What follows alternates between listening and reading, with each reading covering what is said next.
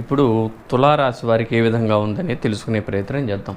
తులారాశి వారికి చూస్తే వీరికి మే దాకా వ్యయంలో కేతు సంచారం జరుగుతుంది.